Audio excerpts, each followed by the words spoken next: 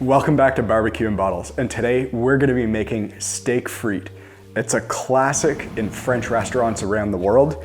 We're going to be using this beautiful grass-fed ribeye, and we're going to be showing you how to make your own homemade French fries, deep fried in beef tallow. So if you're into this kind of thing, stick around. So the first step here, we're just going to quickly season up this steak with some smoked sea salt. And we'll get this dry brining away in the fridge while we make our potatoes, and then we'll sear this off in cast iron. So now onto the French fries. You wanna start with a russet potato. These are really nice large potatoes that will make for beautiful long French fries. So the first step is just peeling them. And we're using 5 potatoes in total here, and that should give us enough really for 2 helpings worth of fries, probably even a little bit more. But these beef tallow fries are just incredible, so we're making a little extra, more than just the 1 plate for steak frites. So now we've got our potatoes peeled. Now let's slice up our French fries. So you want to remove one side of your potato like that. You need to square off the edges here a little bit, just like that. So you want to carve 1/4 inch thickness slices of your potato, just down like that. And squaring it off will just make your life easier as you're cutting out your 1/4 inch slices, because your potato won't be rolling around on you. And roll your potato slices over and come down from the top. Again, you want 1/4 inch slices so you can get these beautiful long fries just like that. So we've got a pot of water and we've just brought that up to a boil, and we're gonna parboil our French fries here. So first, we're just gonna turn our heat down to medium, just so this goes to more of a simmer. Now, parboiling your potatoes here has a couple of benefits. First, we're gonna season this water with salt, and that's gonna internally season the French fries themselves. Secondly, it's gonna take out a bunch of starch, and that starch is just that sticky texture to potatoes that we don't need in our French fries. And then lastly, it's gonna make sure that we've got a really nice level of doneness all the way through our French fry to give it that really nice light fluffiness on the interior once we bite through that extra crispy exterior. So we'll go in with our salt. We're just gonna add a cup of salt. We'll get that dissolved in here. Once that's fully dissolved, we're gonna add about 10 milliliters or a splash of white vinegar. Now this vinegar, what it's gonna help do is maintain structure in the French fries so that they won't break apart when you just hold one end, and it'll be a nice stiff French fry all the way through. With our water seasoned and our vinegar added, we're just gonna start dumping in our French fries, and we're gonna parboil these for 10 minutes. Now we'll just mix those around, again, help to get some of that starch off, and we'll bring you back in 10 minutes. So while the French fries are boiling away, we're just gonna get our beef tallow started to get warmed up.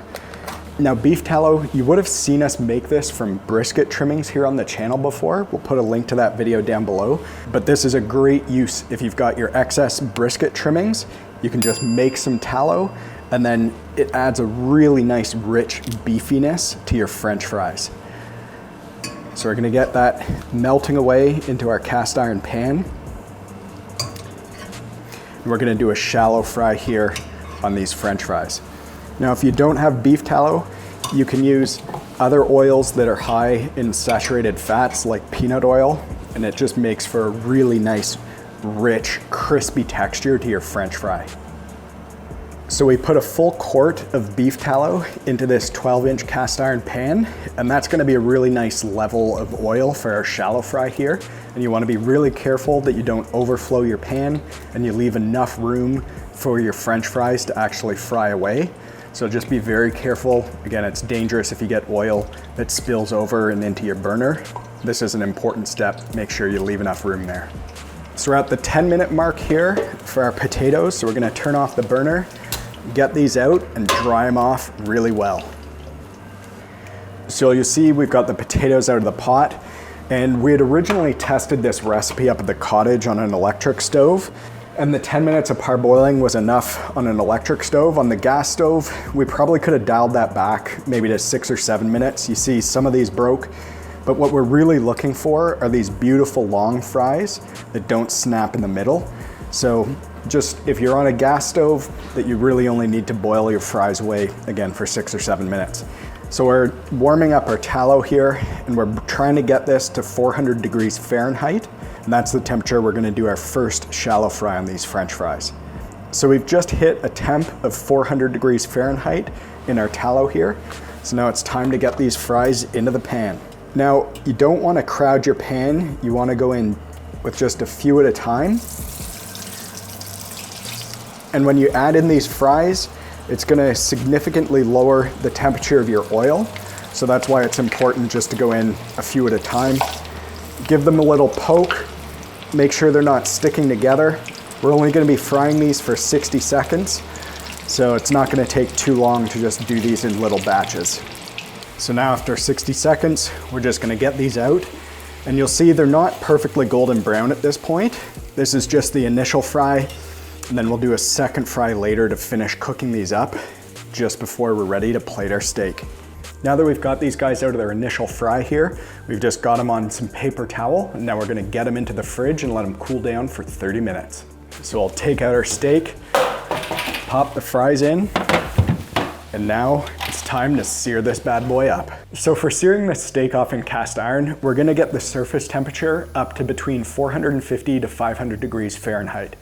We'll put in a drizzle of avocado oil that's flavorless, has a really high smoke point, and then we're gonna put our steak down in that cast iron and get it searing away.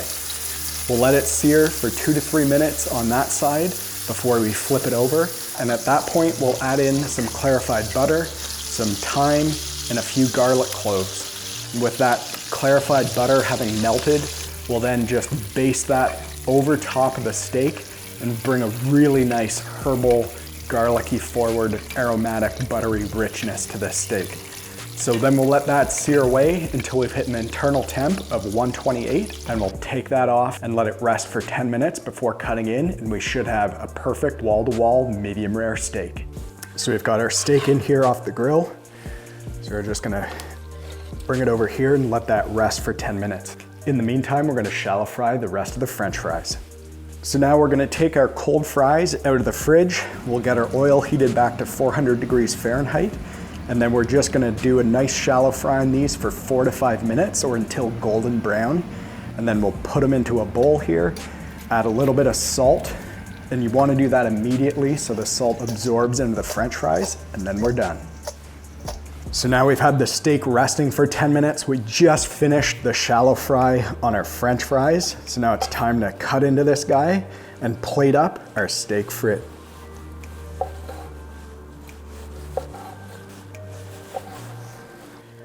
Now just look at that.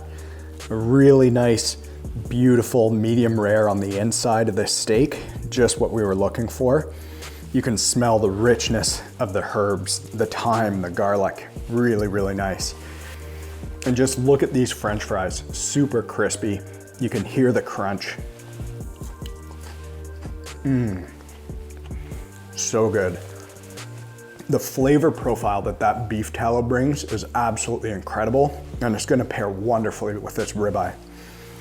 So now, let's just plate this guy.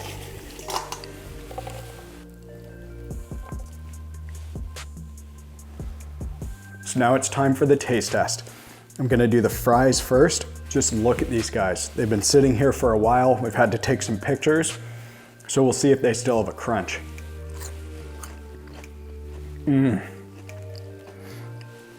That's incredible. And with the steak having been sitting on top of those fries, some of that jus that's been combined with the thyme and the garlics drip down into the fries. These are absolutely incredible.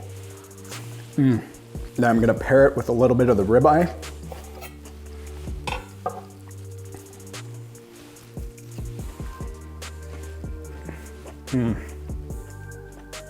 That was absolutely phenomenal. I'd highly recommend, if you've got a date night in the calendar, just try making this recipe. You'll earn some brownie points. So there you have it, folks. That's how you make steak frite.